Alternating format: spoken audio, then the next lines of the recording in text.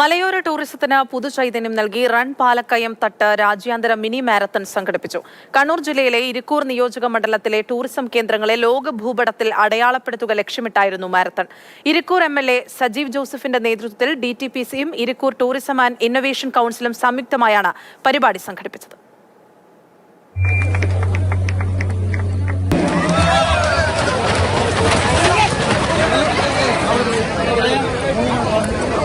പയ്യാവൂരിൽ നിന്നും ആരംഭിച്ച mini marathon രാഷ്ട്രീയ സാമൂഹ്യ കായിക രംഗത്തെ പ്രമുഖർ ചേർന്ന് ഫ്ളാഗ് ഓഫ് ചെയ്തു.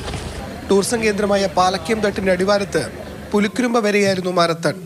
കണ്ണൂർ കളക്ടർ അരുൺ കെ വിജയനും കമ്മീഷണർ P നിതിൻ രാജും മാരത്തണിന്റെ ഭാഗമായി. മലയോര ടൂറിസത്തിന് പുത്തൻ ഉണർവ് ലക്ഷ്യമിട്ടായിരുന്നു പരിപാടി. ഇരിക്കൂർ MLA സജീവ് ജോസഫിന്റെ നേതൃത്വത്തിലായിരുന്നു സംഘാടനം. DTPCയും ഇരിക്കൂർ ടൂറിസം ആൻഡ് ഇന്നൊവേഷൻ കൗൺസിലും ഒപ്പം ചേർന്നു. 1000-ഓളം പേരാണ് മാരത്തണിൽ പങ്കെടുക്കാനെത്തിയത്. മാതൃഭൂമി ന്യൂസ്, കണ്ണൂർ.